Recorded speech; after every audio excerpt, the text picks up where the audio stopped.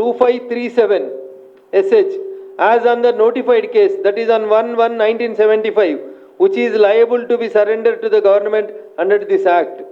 ఇది వారి శ్రీమతి సుభద్రాదేవి గారి నుంచి ట్రిబ్యునల్ ముందు అఫీషియల్ చేసినటువంటి అఫిడవిట్ పేజ్ నెంబర్ 7 నేను చదివినాను, మీకు కాపీస్ ఇస్తాను. సో ఇది మాది కాదు భూమి అని చెప్పి వాళ్ళు సరెండర్ చేసినారు సీలింగ్ చట్టం ప్రకారం. కానీ దురదృష్టం అయిపోయింది, సీలింగ్ చట్టం పోయింది, వాళ్ళు పోయినారు పెద్ద మనుషులు, అప్పుడున్న మంచి మనసు పోయింది, ఇప్పుడు వారసులు వచ్చారు. వీళ్ళకి వారసులకి శ్మశానాలు, చెరువులు, కుంటలు, గిరిజనుల భూమి ఏది ఉంటే అది అమ్ముకోవాలనే ఆలోచన వచ్చి వీళ్ళు ఈ మధ్యలో ఈ ఖాళీ ఉన్నటువంటి భూములు, సర్వే నెంబర్లు వచ్చిన భూములు అన్నీ పోయిన తర్వాత బిలాదాఖలా భూమి అంటే ఎవరు క్లెయిమ్ చేయండి, ఏ సర్వే నెంబర్ లేకుండా మిగిలిపోయింది ఒక 85 ఎకరాలు మిగిలింది. టీఐసిసి పోయినాక ఇతరత్ర పోయినాక అంతే నవకిల్ సార్ 85 ఎకర్స్ మిగిలిన భూమి మిగిలింది. 85 ఎకర్స్ మిగిలితే ఈ 85 ఎకర్స్ని ఎట్లా కబ్జా చేయాలి, ఇది టీఆర్ఎస్ వాళ్ళు మొదలుపెట్టారు దుకాణం. పాత టీఆర్ఎస్ నాయకులు దుకాణం మొదలుపెట్టి 2009-10లో పెండింగ్ ఉన్నటువంటి గవర్నమెంట్ ప్రొసీడింగ్స్ అన్ని ముందుకు తెచ్చి 2023 నవంబర్ దాకా వాళ్ళు ప్రయత్నం చేశారు. ఆ ప్రభుత్వానికి దగ్గర ఒక పెద్ద మనిషి, ఆయన కన్నా భూముల మీద పడ్డారు. ఆయన ప్రభుత్వం మారింది, నేను చెప్పినట్టు గులాబీ రంగు పోయి 3 రంగులు వచ్చినాయి. వాళ్ళకి దగ్గర ఉన్న వాళ్ళు వీళ్ళకి కూడా దగ్గర అయ్యారు. ఎందుకంటే పైసలు ఉన్న వాళ్ళు అందరూ చుట్టాలి. జెండాలు ఏమున్నాయి, పొద్దుగాల ఈ జెండా వేసిండు, పొద్దుకు ఆ జెండా వేసిండు. 2013 టీఆర్ఎస్ ప్రభుత్వం పోయే డిసెంబర్ దాకా ఈ జెండాలు ఉన్నాడు ఆయన. ఈ జెండా వంగనే ఈ జెండాకు వచ్చేసిండు, కాగితాలు ఇటుకెళ్ళి ఇటు పట్టుకొని వచ్చేసిండు అంతే. అప్పుడున్న మంత్రి ఆడ చేసిండు, ఇప్పుడున్న మంత్రి ఇడికి వచ్చిండు.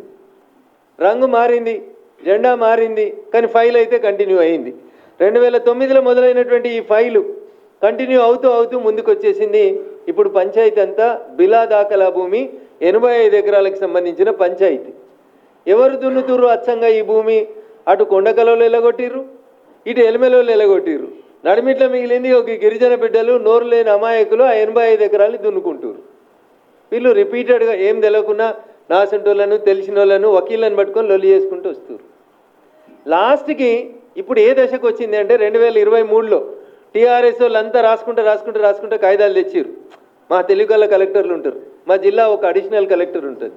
ఆ అడిషనల్ కలెక్టర్ అమ్మ చట్టంలో ఎన్ని లొసుగులు ఉన్నాయో చూసింది. ఎట్లా ఈ భూమి నా పెద్ద మనిషికి ఇచ్చేయాలి అర్జెంటుగానే ఒక ప్రొసీడింగ్ తయారు చేసింది. ఏం రాస్తారు ఈ జేసీ గారు అంటే సెక్షన్ 87 అని ఒక సెక్షన్ని లూజ్ పోన్ మొత్తం రెవెన్యూ చట్టంలో ఉన్న సెక్షన్లలో సెక్షన్ 87 అని ఒక చట్టాన్ని వెతికి పట్టుకుంది ఆమె. సెక్షన్ 87 ఏం మాట్లాడుతుంది? క్లరికల్ ఎర్రర్స్ ఏమన్నా ఉంటే ఏం చేయాలనేది చెప్తుంది సెక్షన్ 87.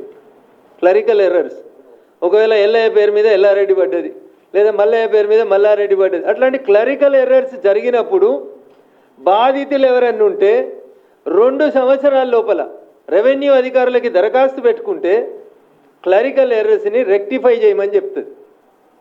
సార్ ఇది ఎట్లా అని తహసీల్దార్లు చాలామంది ఉంటారు కదా రాష్ట్రంలో, అందరికీ డౌట్ వస్తే వీళ్ళందరికీ పెద్ద పైన CCLA అని ఒక డిపార్ట్మెంట్ ఉంటుంది.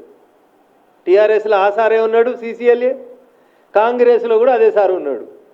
వాళ్ళు పోయి వీళ్ళొస్తే కూడా సూట్ కేసులు అటెండ్ ఇచ్చిండో, ఇటు కూడా అన్నీ ఇచ్చి కంటిన్యూ అవుతున్నాడు అదే సార్ CCLAలో, పుణ్యాత్కుడు సార్.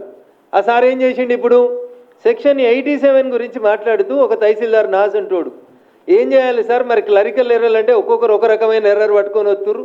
కొందరు తండ్రుల్ని మార్చిర్రు, కొందరు భార్యల్ని మార్చిర్రు, కొందరు ఇంటి పేరు మారుస్తుర్రు, ఏది పడితే అది క్లరికల్ ఎర్రర్లు ఇది దిద్దు అని చెప్పి పట్టుకొని వస్తుర్రు. ఏం చేయాలని అడిగితే